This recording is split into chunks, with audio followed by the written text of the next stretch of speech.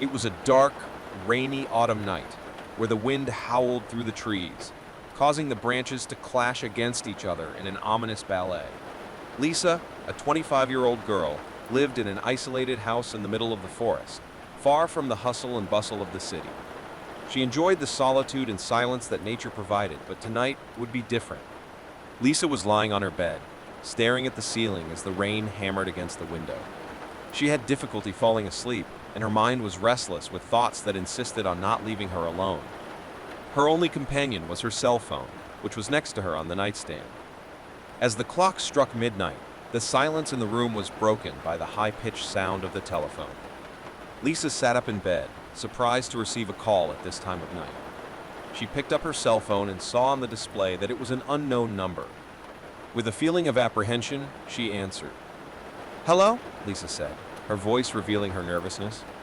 On the other end of the line, there was only heavy silence. She repeated, "Hello? Who's there?"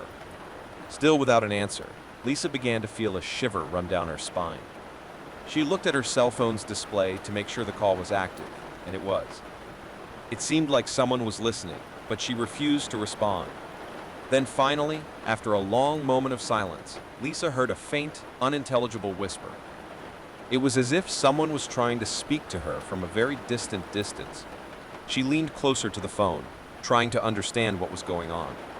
The whisper turned into indistinct murmurs, but Lisa still couldn't make out the words. She began to ask, "Who are you? What do you want?" But the words on the other end of the line remained an incoherent jumble of sounds. Frustrated and scared, Lisa was about to hang up when a strange, chilling voice cut through the air. "You're not alone," the voice whispered, and Lisa's heart quickened. Whoever was on the other end of the line knew she was alone in her house in the woods, isolated from the rest of the world. Lisa asked again, "Who are you?" But the voice remained silent. Fear began to take hold of her, and she felt a sensation of being watched, as if someone was hiding in the shadows of her home. The phone call ended abruptly, leaving Lisa stunned. She looked at her cell phone, but the display indicated that the call had ended. She was alone again, in the darkness of her house, with only the sound of rain outside and the feeling that something terribly wrong had happened. Lisa tried to convince herself that it had just been a bad prank or a wrong call, but the fear persisted. She curled up under the sheets and lay awake for the rest of the night, thinking about who could have made that disturbing call. The night passed slowly, and the sunrise brought little relief to Lisa. She knew that the nightmare was just beginning, and that something sinister awaited her in the shadows of the following night. In the days following the disturbing phone call, Lisa tried to convince herself that it was just a frightening coincidence. She continued with her daily routine, working on her laptop and taking care of her home in the middle of the forest. However, the fear that had dominated her that night persisted. The second night after the phone call, Lisa was determined not to let fear control her life. She was lying in her bed, reading a book to take her mind off it, when the phone rang again. The sharp sound made her jump, and she looked at her cell phone display. It was an unknown number, and a feeling of apprehension came over her. Hesitantly, Lisa answered, hoping it was someone else who had been fooled. She said, "Hello?" with a firm voice, but on the other end of the line, there was only silence. She repeated the question, but no one responded. The same oppressive silence from the previous night surrounded her. Then, after a long moment of anticipation, Lisa heard the faint, unintelligible whisper once again. She frowned, trying to understand what was happening. The murmurs intensified, but they were still incomprehensible. This time, Lisa was more prepared. She asked firmly, "Who are you? Why are you doing this?" But the words on the other end of the line remained unclear, as if the voice was speaking in an unknown language. The whisper was cut short when the strange, chilling voice returned, clearer than before. "I'm still here," the voice whispered, and Lisa's heart began to race. The feeling that someone was watching her, waiting in the shadows, became unbearable. Lisa tried to confront the voice, asking again, "Who are you? What do you want from me?" But the voice remained silent, as if it was just waiting and watching. Fear began to consume her, and she found herself paralyzed in her bed. Finally, the phone call ended, leaving Lisa stunned. She looked at her cell phone. The display showed that the call had ended. She was alone again in her dark room, but the feeling that something was terribly wrong persisted. The next day, Lisa decided to tell some friends about the disturbing phone calls she was receiving. They tried to reassure her, suggesting it was just a bad prank. However, Lisa couldn't shake the feeling that something more sinister was happening. That night, as she tried to fall asleep, Lisa was disturbed by every sound in the house, every shadow in the darkness. The feeling of being watched continued to haunt her, and fear kept her awake until the early hours of the morning. As she lay in bed, staring at the ceiling, a terrifying question popped into her mind. Who was the voice on the other end of the line, and why was she doing that? Fear was beginning to consume Lisa, and she knew she would have to face this unknown threat before it was too late. On the third night, after the second disturbing phone call, Lisa was determined to solve the mystery behind these calls. She could not continue living in fear and paranoia, and decided to take action to face this unknown threat.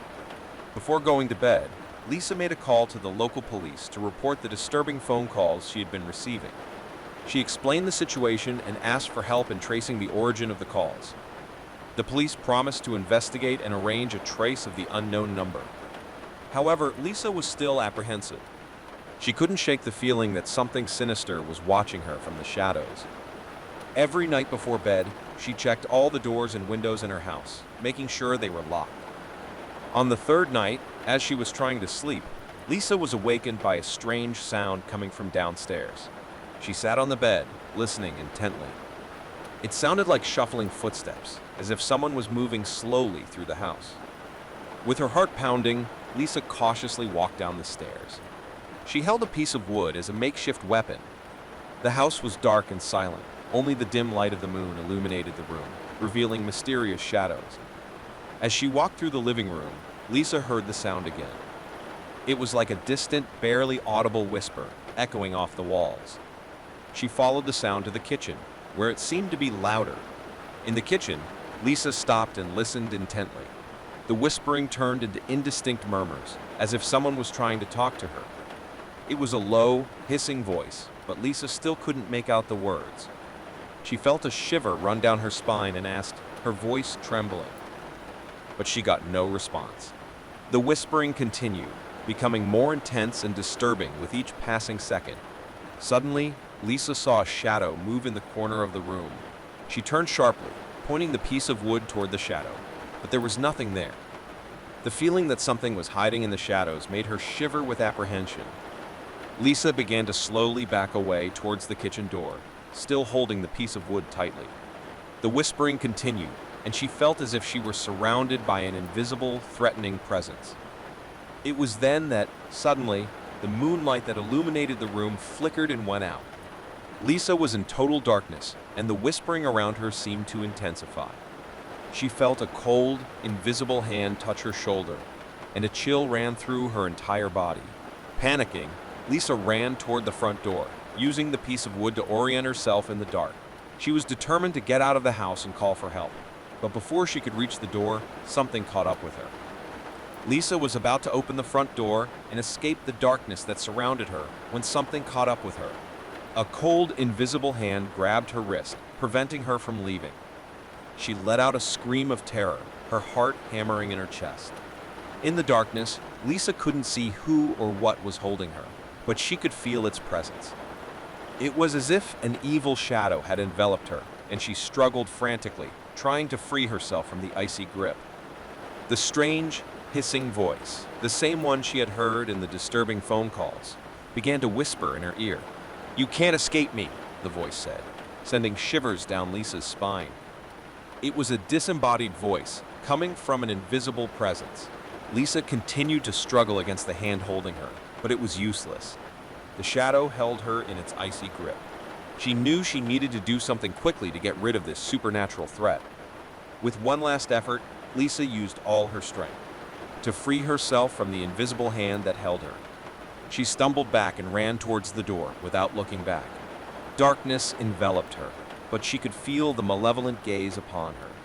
Upon reaching the door, Lisa opened it forcefully and ran outside, heading towards the forest. The rain was still falling heavily, but she didn't care. She was determined to escape that cursed house and the sinister presence that pursued her. As she ran through the sodden forest, Lisa could hear whispers around her, as if the trees and the environment itself were conspiring against her. She had no idea where she was going, but she just wanted to get away from that cursed place. Finally, after what seemed like an eternity, Lisa emerged from the forest and found a road. She kept running, tears mixing with the rain on her face. She knew she needed to find help as quickly as possible. Soon, a car passed her on the road, and she signaled the driver to stop. A man kindly took her to the nearest police station, where she reported the terrifying supernatural encounter she'd experienced. Police investigated Lisa's home, but found no evidence of a break-in or supernatural presence. However, they took the case seriously and promised to keep an eye on the area. Lisa was taken to a safe location and received psychological support to deal with the trauma. As the days passed, Lisa tried to convince herself that everything had just been an illusion caused by fear and stress. She moved to a new location. However, even as time passed, the memory of the phone call and the supernatural encounter continued to haunt her. She couldn't ignore the feeling that something sinister was still out there, waiting for her return. And so, Lisa spent the rest of her life constantly looking over her shoulder, afraid that the evil shadow that had haunted her might return at any moment.